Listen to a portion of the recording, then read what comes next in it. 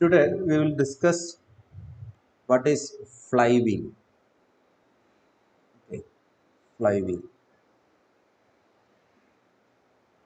Actually, flywheel is a rotating body which can store kinetic energy. Okay, a wheel which has a high moment of inertia and it can store rotational energy. അപ്പോൾ ഈ fly wheel ഒരുപാട് യന്ത്രങ്ങളിലൊക്കെ use ചെയ്യാറുണ്ട്. അവിടെയൊക്കെ അത് ചെയ്യുന്നത് energy കൂടുതൽ supply വരുന്ന സമയത്ത് അതിൽ സ്റ്റോർ ചെയ്ത് വെക്കുകയും ആ സിസ്റ്റത്തിന് എനർജിയുടെ ഡെഫിഷ്യൻസി വരുന്ന സമയത്ത് അത് തിരിച്ചു പ്രൊവൈഡ് ചെയ്യുകയും ചെയ്യും. അപ്പോൾ റൊട്ടേഷണൽ കൈനറ്റിക് എനർജി സ്റ്റോർ ചെയ്യാൻ പറ്റുന്ന ഒരു മെക്കാനിക്കൽ സിസ്റ്റം, അതിനെയാണ് ഫ്ലൈ വീൽ എന്ന് വിളിക്കുക. ഈ ഫ്ലൈ വീലിന്റെ ഒന്ന് രണ്ട് ഫിഗേഴ്സ് ആണ് ഞാനിവിടെ കാണിച്ചിരിക്കുന്നത്. നിങ്ങൾ ലാബിൽ കണ്ടിട്ടുണ്ടാവും ഈ ഇതുപോലത്തെ ഒരു അസംബ്ലി. അപ്പൊ ലാബിൽ നമ്മൾ ഫ്ലൈ വീൽ, ഫിസിക്സ് ലാബിൽ ഫ്ലൈ വീല് ചെയ്യുന്നതിന്റെ കാര്യം, അങ്ങനെ ഒരു വീലില് അതിന്റെ മൊമെന്റ് ഓഫ് ഇനർഷ്യ എത്രയാണ് എന്ന് കാൽക്കുലേറ്റ് ചെയ്യാൻ വേണ്ടിയിട്ടാണ് നമ്മൾ ലാബിൽ അങ്ങനെ ഒരു എക്സ്പെരിമെന്റ് ചെയ്യുന്നത്.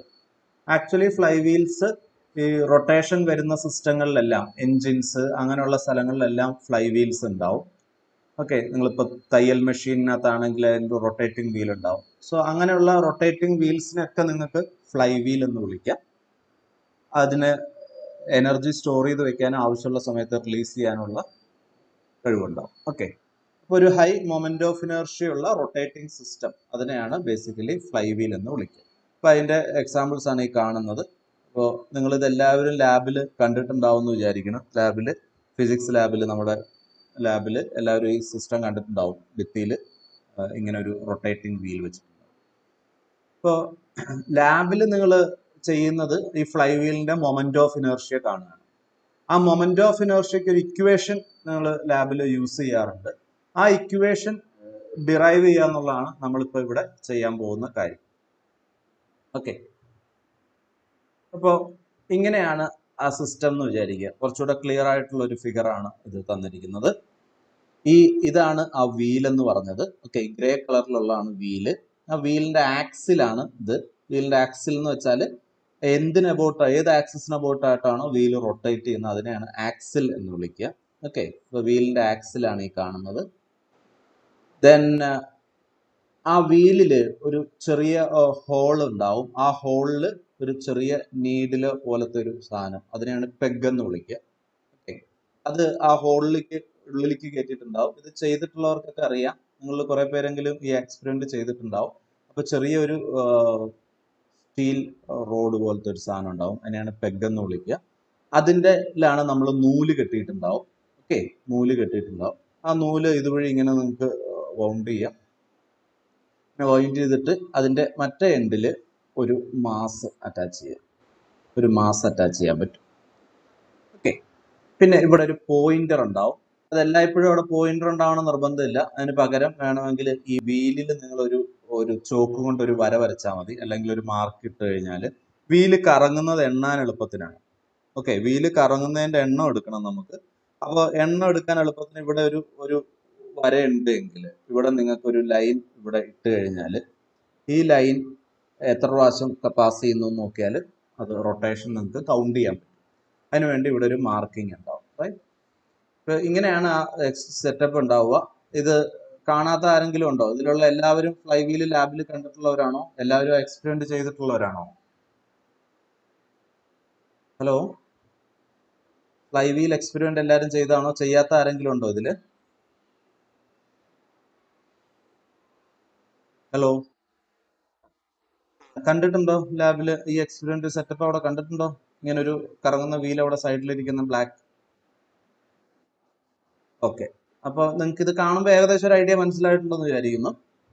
അപ്പൊ നമ്മൾ ഇതിൽ ചെയ്യുന്നത് ഒരു മാസ്, സേ 150 ഗ്രാം ആവാം, 200 ഗ്രാംസ് ആവാം, 250 ആവാം, ഒരു പർട്ടിക്കുലർ മാസ് ഇവിടെ അറ്റാച്ച് ചെയ്യുന്നു. ഈ നൂലിന്റെ ഈ എൻഡിൽ അറ്റാച്ച് ചെയ്യുന്നു. എന്നിട്ട് ഈ മാസ് കൃത്യം നിലത്ത് മുട്ടി നിൽക്കുന്ന സമയത്ത്, മാസിന്റെ ഈ ലോവർ എൻഡ് നിലത്ത് മുട്ടി നിൽക്കുന്ന സമയത്ത് ഇവിടെ വൈൻഡിങ്സ് ഒന്നും ഉണ്ടാവില്ല. കൃത്യം ആ പെഗ് മാത്രം, പെഗിന്റെ അറ്റത്ത്, പെഗ് എന്ന് പറയുന്നത് ഒരു സ്റ്റീലിന്റെ ഒരു ഇരുമ്പിന്റെ ഒരു ആണി പോലത്തെ ഒരു സാധനമാണ്. ആ ആണിയിലാണ് നൂല് കെട്ടിയിരിക്കുന്നത്. ആ നൂലൊന്നും ഇവിടെ വൈൻഡ് ചെയ്തിട്ടില്ല, പകരം നൂല് നേരെ താഴത്തേക്ക് കിടക്കുകയാണ്. അറ്റത്ത് നിങ്ങൾ ഒരു മാസ് ഇട്ടു, ആ മാസ് കൃത്യം ഫ്ലോറിൽ മുട്ടി നിൽക്കുകയാണ്. കൃത്യം ഫ്ലോറിൽ മുട്ടി നിൽക്കുക, നൂല് വലിഞ്ഞു നിൽക്കുന്നു. ഓക്കെ, നൂലിന് ചുളുക്കമൊന്നുമില്ല, നൂല് വലിഞ്ഞു നിൽക്കുന്നു, മാസ് ഇവിടെ നിൽക്കുന്നു, പെഗ് കൃത്യം ഇതിൽ നിൽക്കും.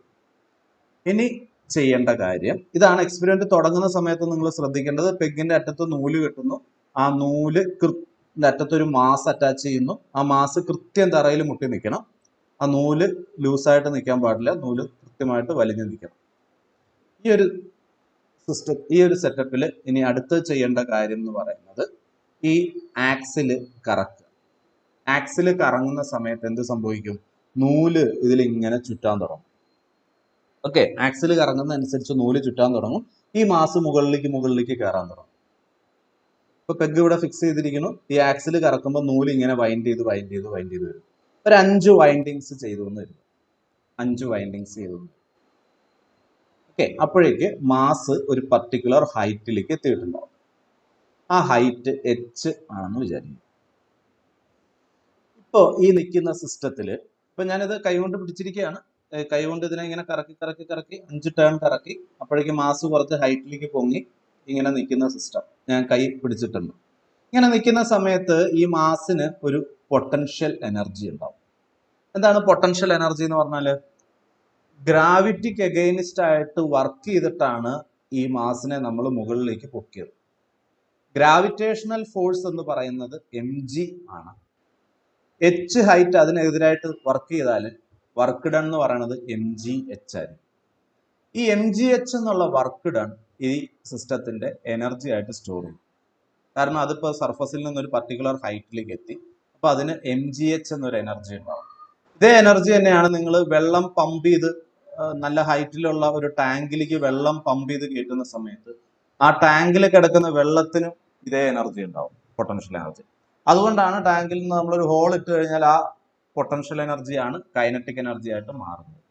അല്ലെങ്കിൽ നിങ്ങൾ വീട്ടിലൊക്കെ അറിയാം, നിങ്ങൾ വീടിന്റെ ഫസ്റ്റ് ഫ്ലോറിന്റെ തൊട്ട് മുകളിൽ ടാങ്ക് വെച്ച് കഴിഞ്ഞാൽ ചിലപ്പോൾ ആവശ്യത്തിന് ഫോഴ്സ് കിട്ടില്ല പൈപ്പിലെ വെള്ളത്തിന്, കാരണം ഹൈറ്റ് കുറവാണ്.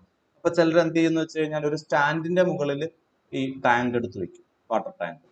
അപ്പോൾ കുറച്ചും കൂടെ ഹൈറ്റ് കൂടി, സോ പൊട്ടൻഷ്യൽ എനർജി കൂടും. ആ പൊട്ടൻഷ്യൽ എനർജിയാണ് പൈപ്പ് തുറക്കുമ്പോൾ വെള്ളം പുറത്തേക്ക് വരുന്ന കൈനറ്റിക് എനർജി ആയിട്ട് മാറുന്നത്.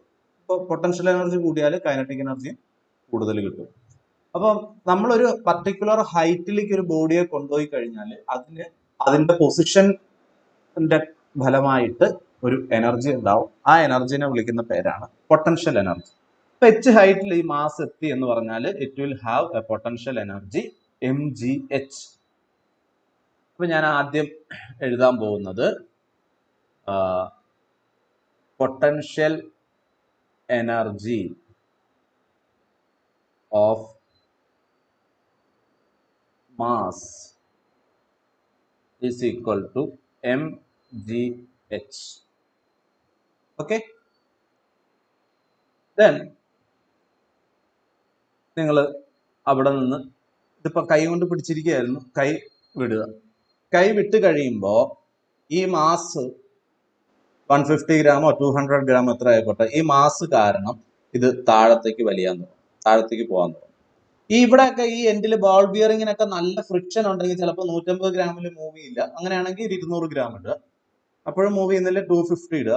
എത്ര മാസമാണോ ഇവിടെ തന്നെ സ്വയം, നിങ്ങൾ കൈകൊണ്ടൊന്നും തിരിക്കരുത്, സ്വയം ഇതിന് താഴത്തേക്ക് മൂവ് ചെയ്യാൻ എത്ര മാസ് വേണം നോക്കുക.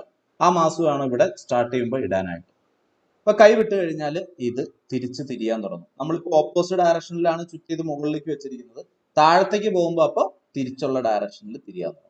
അപ്പൊ ഇവിടുന്ന് ഇങ്ങനെ വൈൻഡിങ്സ് ഓരോന്നോരോന്നായിട്ട് അഴിഞ്ഞു തുടങ്ങും. ലാസ്റ്റ് ഈ മാസ് നിലത്ത് മുട്ടുന്ന സമയത്ത് കൃത്യം ഈ പെഗ് ഇവിടുന്ന് വിട്ടുപോരും. പെഗ് ഇവിടെ ഒരു ചെറിയ ഹോളിൽ ഇൻസേർട്ട് ചെയ്തിരിക്കുക, മനസ്സിലാവുന്നുണ്ടോ? ഇങ്ങനെ ഇവിടെ ഒരു ഹോളിനകത്താണ് ആണി അടിച്ചിട്ട് അതിലാണ് നൂല്. അപ്പൊ ആ മാസ് നിലത്ത് മുട്ടുമ്പോഴേക്ക് ഈ നൂല് ആണി ഉൾപ്പെടെ താഴത്തേക്ക് വീഴും. അപ്പോ ഇത് നിലത്ത് വന്ന് മുട്ടുമ്പോഴേക്ക് ഈ മാസിൽ സ്റ്റോർ ചെയ്യപ്പെട്ട ആ mgh എന്നുള്ള പൊട്ടൻഷ്യൽ എനർജി മൊത്തം എന്തായിട്ട് മാറിയിട്ടുണ്ടാവും? ഇത് കറങ്ങുമ്പോഴുണ്ടാവുന്ന കൈനറ്റിക് എനർജി ഒക്കെ ആയിട്ട് മാറിയിട്ടുണ്ടാവും. അപ്പൊ എന്തൊക്കെ ആയിട്ടാണ് ഈ പൊട്ടൻഷ്യൽ എനർജി കൺവേർട്ട് ചെയ്യപ്പെടുക, അല്ലെങ്കിൽ ഇവിടെ എന്തെല്ലാം എനർജി വന്നിട്ടുണ്ട് എന്നുള്ളത് നോക്കാം. ഒന്ന്, rotational kinetic energy, rotational kinetic energy of wheel, അതാണ് ഒരെണ്ണം. റൊട്ടേഷണൽ കൈനറ്റിക് എനർജി കാണാനുള്ള equation half I omega square എന്നാണ്. നിങ്ങൾക്ക് സാധാരണ കൈനറ്റിക് എനർജി കാണാനുള്ള ഇക്വേഷൻ എന്താ? Half M V square. എമ്മിന് കറസ്പോണ്ടിങ് ആയിട്ട് റൊട്ടേഷണൽ മോഷനിലുള്ള ടേം ആണ് മൊമെന്റ് ഓഫ് ഇനേർഷ്യ, നമ്മൾ ഓൾറെഡി പഠിച്ചു കഴിഞ്ഞാണ്. വെലോസിറ്റിക്ക് കറസ്പോണ്ടിങ് ആയിട്ട് റൊട്ടേഷണൽ മോഷനിലുള്ള ടേം ആണ് angular velocity. So half M V square എന്നുള്ളതിന് പകരം ഹാഫ് ഐ ഒമേഗ സ്ക്വയർ എന്ന് വരും. ഐ എന്ന് പറയുന്നത് moment of inertia of fly wheel, moment of inertia of fly wheel, ആ വീലിന്റെ മൊമെന്റ് ഓഫ് ഇനേർഷ്യ. ഒമേഗ എന്ന് പറയുന്നത് angular velocity of fly wheel. ഇനി രണ്ടാമത്തേത് കൈനറ്റിക് എനർജി ഓഫ് മാസ്.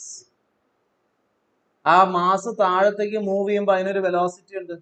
ഈ മാസ് ഏത് മാസാണ്? ഫ്ലൈ വീൽ അല്ല, നിങ്ങളുടെ ഈ സസ്പെൻഡ് ചെയ്തിരിക്കുന്ന മാസ് താഴത്തേക്ക് മൂവ് ചെയ്യാൻ തുടങ്ങി. അത് മൂവ് ചെയ്യുന്ന സമയത്ത് അതിനൊരു കൈനറ്റിക് എനർജി ഉണ്ടാകുന്നുണ്ട്, ഹാഫ് എം വി സ്ക്വയർ.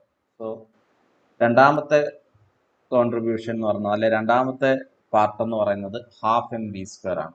അവിടെ എം എന്താണ്? Mass suspended, mass suspended. V എന്താണ്? Velocity of mass m. കഴിഞ്ഞില്ല. എന്ത് സിസ്റ്റം ആണെങ്കിലും അവിടെ ഒരു ലോസ് ഉണ്ടാവും. അതായത് ഇവിടെ ഈ ബോൾ ബിയറിങ്ങിനൊക്കെ ഒരു ഫ്രിക്ഷൻ ഉണ്ടാവും. ഫ്രിക്ഷൻ കുറയ്ക്കാനാണ് ബോൾ ബിയറിംഗ് ഇട്ടതെങ്കിൽ പോലും സീറോ ആക്കാൻ പറ്റില്ല ഫ്രിക്ഷൻ. എന്തായാലും ഒരു മിനിമം വാല്യൂ ഉണ്ടാവും ഫ്രിക്ഷൻ. അപ്പോൾ ഓരോ പ്രാവശ്യം ഇത് കറങ്ങുമ്പോഴും ഈ ഫ്രിക്ഷണൽ ഫോഴ്സിന് അഗെയിൻസ്റ്റ് ആയിട്ട് വർക്ക് ചെയ്യേണ്ടി വരും. അപ്പൊ കുറച്ച് എനർജി ഹീറ്റ് ആയിട്ടോ സൗണ്ട് ആയിട്ടോ ഒക്കെ നഷ്ടപ്പെടും. ഓക്കെ, ഇതിങ്ങനെ ഒരഞ്ഞൊരഞ്ഞൊരഞ്ഞ് ആണ് ഇത് ഇവിടെ ഈ ബോൾ ബിയറിംഗ്സിലൊക്കെ ഒരു ഫ്രിക്ഷൻ ഉണ്ടാവും. ആ ഫ്രിക്ഷൻ കാരണം കുറച്ച് ലോസ് ഉണ്ടാവും. ആ ലോസ് ഒരു കറക്കം കറങ്ങുമ്പോൾ ഉള്ള ലോസ് W എന്നെടുത്താൽ, ഒരു കറക്കം കറങ്ങുമ്പോൾ ഉള്ള ലോസ് W എന്നെടുത്താൽ, ഇവിടെ ഞാൻ n ടേൺസ് ആ ചുറ്റി വെച്ചിരുന്നെന്ന് എഴുതാം. ഞാൻ പറഞ്ഞ എക്സാമ്പിളിൽ 5 എന്ന് പറഞ്ഞു, അത് 5 ആവാം, 7 ആവാം, 9 ആവാം, നിങ്ങൾക്ക് ഇഷ്ടമുള്ളത്ര ടേൺ ചുറ്റി വയ്ക്കാം. അപ്പൊ അത് സ്മോൾ n ആണെന്ന് കരുതുക നിങ്ങൾ ചുറ്റി വെച്ചത്. ഓരോ ചുറ്റ അഴിയുമ്പോഴും ചെയ്യേണ്ട വർക്ക് ഡൺ W ആണ്. ഫ്രിക്ഷൻ അഗെയിൻസ്റ്റ് ആയിട്ട് ചെയ്യേണ്ട വർക്ക് ഡൺ W ആണ്. n ടേൺസ് അഴിയുമ്പോഴേക്ക് ടോട്ടൽ എത്ര വർക്ക് ചെയ്തിട്ടുണ്ടാവും? Work done against friction, work done against friction, അത് സ്മോൾ n ഇൻറ്റു W. അവിടെ W എന്താ? Work against friction during one rotation, during one rotation. ഒരു പ്രാവശ്യം കറങ്ങുമ്പോൾ എത്ര വർക്ക് ചെയ്യണം ഫ്രിക്ഷൻ അഗെയിൻസ്റ്റ് ആയിട്ട്? അതാണ് W. n എന്ന് പറഞ്ഞാൽ എത്രയാ? Number of turns when mass touches floor. അതായത് ഈ മാസ് നിലത്ത് മുട്ടുമ്പോഴേക്ക് ഫ്ലൈ വീൽ എത്ര ടേൺ കറങ്ങി, അത് എന്തിന് ഈക്വൽ ആയിരിക്കും? നിങ്ങൾ എത്ര ചുറ്റും അവിടെ ചുറ്റി വെച്ചു എന്നുള്ളത്. 5 ചുറ്റാണ് ഇവിടെ ഓൾറെഡി ചുറ്റി വെച്ചതെങ്കിൽ ഈ മാസം നിലത്ത് മുട്ടുമ്പോഴേക്ക് തിരിച്ച് 5 പ്രാവശ്യം കറങ്ങിയിട്ടുണ്ടാവും. അപ്പോൾ അത് നിങ്ങൾ ഓൾറെഡി ഇനീഷ്യലി ചുറ്റി വയ്ക്കുന്നതിന്റെ എണ്ണം തന്നെയാണ് ഈ സ്മോൾ n എന്ന് പറയുന്നത്. ഇനി എനിക്ക് എന്ത് ഇക്വേറ്റ് ചെയ്യാം? കൺസർവേഷൻ ഓഫ് എനർജി, വളരെ ഇമ്പോർട്ടന്റ് ആയിട്ടുള്ള ഒരു തിയറാണ് ഫിസിക്സിൽ, conservation of mechanical energy. Or I think you can use the conservation of total energy, conservation of total energy. കാരണം ഇവിടെ കുറച്ച് ഫ്രിക്ഷൻ അഗെയിൻസ്റ്റ് ആയിട്ടുള്ള വർക്കും കൂടെ നമ്മൾ കൺസിഡർ ചെയ്തിട്ടുണ്ട്. അപ്പൊ ടോട്ടൽ എനർജിയുടെ കൺസർവേഷൻ ആണ് നോക്കുന്നത്. mgh അതാണ് ഇനീഷ്യലി ഉണ്ടായിരുന്നത്.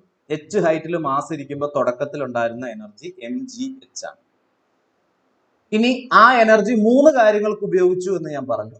ഒന്ന് ഫ്ലൈ വീല് കറങ്ങാൻ, രണ്ട് ആ മാസ് താഴത്തേക്ക് മൂവ് ചെയ്യാൻ, മൂന്ന് ഫ്രിക്ഷൻ അഗെയിൻസ്റ്റ് ആയിട്ട് വർക്ക് ചെയ്യും. അപ്പോൾ മൂന്നിൻ്റെയും കൂടെ സമ്മാക്കി എഴുതാം. Half I omega square plus half M V square plus n into ഡബ്ല്യു. ഓക്കെ, എങ്ങനെ ഡബ്ല്യു കണ്ടുപിടിക്കും? ഈ മാസ് നിലത്ത് വീണു, ഫ്ലൈ വീൽ അപ്പൊ തന്നെ കറക്കം നിൽക്കുമോ? ഇല്ല, ഫ്ലൈ വീൽ പിന്നെയും കറങ്ങിക്കൊണ്ടേയിരിക്കും. എത്ര നേരം കറങ്ങിക്കൊണ്ടിരിക്കും? ഈ ഫ്രിക്ഷൻ ഒക്കെ ഉള്ളത് കാരണം ഫ്രിക്ഷൻ അഗെയിൻസ്റ്റ് ആയിട്ട് വർക്ക് ചെയ്ത് ലാസ്റ്റ് ഫ്ലൈ വീലിന്റെ എനർജി മൊത്തം തീരുന്നിടം വരെ ഫ്ലൈ വീല് കറങ്ങിക്കൊണ്ടിരിക്കും. മാസ് താഴെ മുട്ടി, പെഗ് ഇവിടുന്ന് ഊരിപ്പോയി, ഇനി ഇവിടെ നൂലൊന്നും ഇല്ല, ഈ ഫ്ലൈ വീല് ഫ്രീ ആയിട്ട് കറങ്ങിക്കൊണ്ടിരിക്കും. നിങ്ങൾക്ക് ആ കറക്റ്റ് എത്ര ഉണ്ട് എന്ന് എണ്ണാനായിട്ടാണ് ഇവിടെ ഒരു മാർക്കിംഗ് ഇട്ടത്. ഇങ്ങനെ 1, 2, 3 ഇങ്ങനെ ഫ്ലൈ വീല് കറങ്ങുന്ന എണ്ണിക്കൊണ്ടേയിരിക്കുക. കുറെ സമയം കഴിയുമ്പോൾ ഇത് കറക്കം നിൽക്കും. അതുവരെ എത്ര പ്രാവശ്യം കറങ്ങിയെന്ന് എണ്ണുക. ഈ മാസ് നിലത്ത് മുട്ടിയതിന് ശേഷം പിന്നെ എത്ര പ്രാവശ്യം കറങ്ങിയിട്ടാണ് ഫ്ലൈ വീല് നിന്നത് എന്ന് നോക്കുക. ആ എണ്ണം ക്യാപിറ്റൽ N ആണെന്ന്. Let N be the number of rotations made by flywheel after the mass is detached. ആ മാസ് അവിടുന്ന് വിട്ടുപോകുന്നതിന് ശേഷം n റൊട്ടേഷൻ കറങ്ങി വരും. then half I omega square is equal to NW എന്നുള്ളത്. കാരണം ഒമേഗ എന്നുള്ള ആംഗുലാർ വെലോസിറ്റിയിൽ കറങ്ങിക്കൊണ്ടിരുന്ന ഫ്ലൈ വീല്, അപ്പൊ അതിന് എത്ര എനർജി ഉണ്ട്? Half I omega square. ആ എനർജി മൊത്തം ഡെസിപ്പേറ്റ് ചെയ്ത് അല്ലെങ്കിൽ ഫ്രിക്ഷൻ അഗെയിൻസ്റ്റ് ആയിട്ട് വർക്ക് ചെയ്ത് തീരുമ്പോഴാണ് ഫ്ലൈ വീല് നിൽക്കുക. n ടേൺസ് കറങ്ങിയപ്പോഴാണ് നിന്നതെന്ന് പറഞ്ഞാൽ മൊത്തം എത്ര വർക്ക് ചെയ്തിട്ടുണ്ടാവും? NW. കാരണം W ആണ് ഒരു കറക്കത്തിന് ഫ്രിക്ഷൻ അഗെയിൻസ്റ്റ് ആയിട്ട് ചെയ്യേണ്ട വർക്ക്. n ടേൺസ് കറങ്ങി എന്ന് പറഞ്ഞാൽ NW വർക്ക് ചെയ്തു. ഈ വർക്ക് ഹാഫ് ഐ ഒമേഗ സ്ക്വയറും ഈക്വൽ ആയിരിക്കും. കാരണം ഹാഫ് ഐ ഒമേഗ സ്ക്വയർ എന്നുള്ള എനർജി ഉണ്ടായിരുന്ന ഫ്ലൈ വീല് n ടേൺസ് കറങ്ങിയിട്ട് നിന്നുപോയി എന്ന് പറഞ്ഞാൽ അതിന്റെ അർത്ഥം ഈ ഹാഫ് ഐ ഒമേഗ സ്ക്വയർ എന്നുള്ള എനർജി മൊത്തം ഈ ഫ്രിക്ഷൻ അഗെയിൻസ്റ്റ് ആയിട്ട് വർക്ക് ചെയ്ത് തീർന്നു. അപ്പൊ എനിക്ക് W എഴുതാം. It is I omega square by 2n. ഈ ഡബ്ല്യൂയുടെ വാല്യൂ കൊണ്ട് ഇക്വേഷൻ 1 സബ്സ്റ്റിറ്റ്യൂട്ട് ചെയ്യാം. Put 2 in 1. അപ്പൊ എന്ത് വരും? mgh equal to half I omega square plus half M V square plus n into I omega square by 2n. Okay, ഇനി ഒരു കാര്യം കൂടെ എനിക്ക് ചെയ്യാം. What is the velocity of the mass? What is the velocity of the mass? നോക്കുക, നിങ്ങളുടെ കയ്യിൽ ഒരു സർക്കിൾ ഉണ്ട്.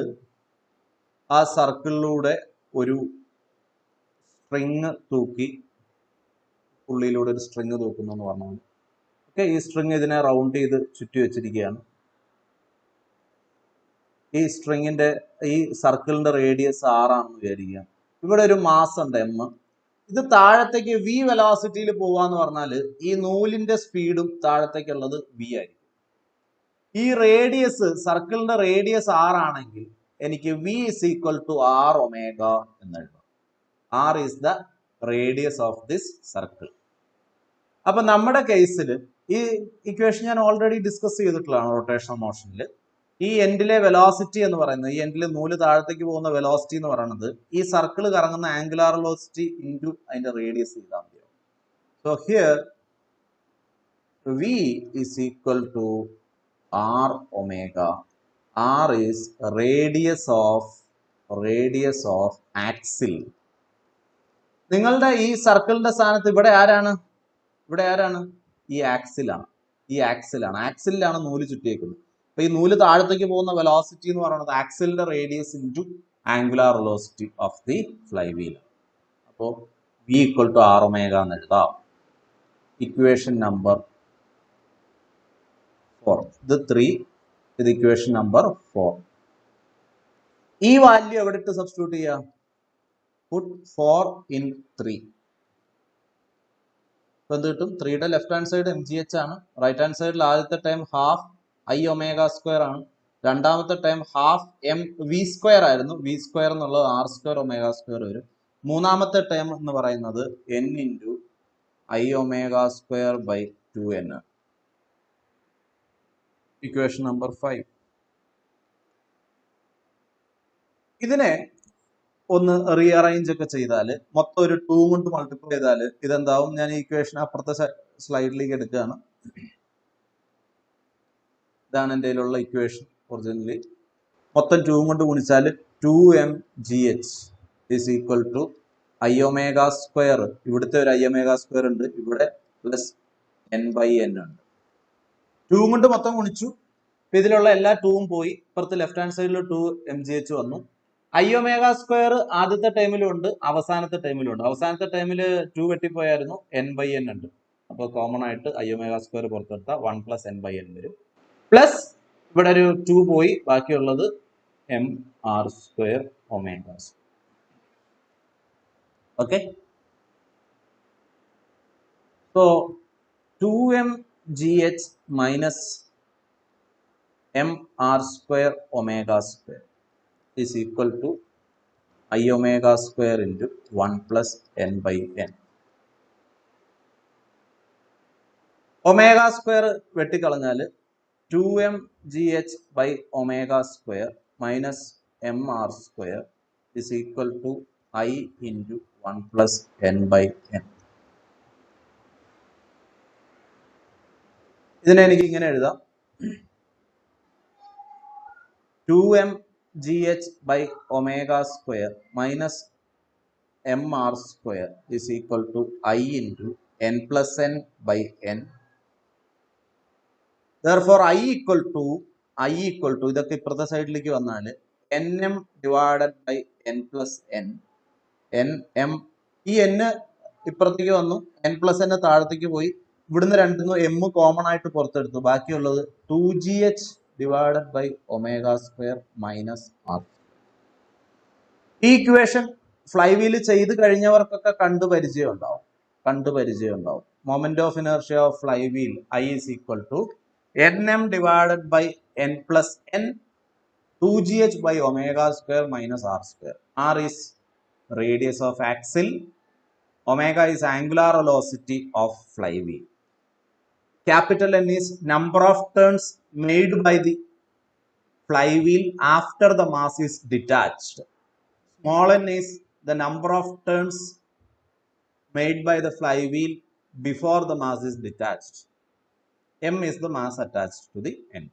H എന്ന് പറയുന്നത് ഇനീഷ്യൽ ഹൈറ്റ്. ഇപ്പൊ എല്ലാവർക്കും അറിയാം. ഇതിൽ ഒമേഗയാണ് നമുക്ക് പറയാത്തത്. What is omega?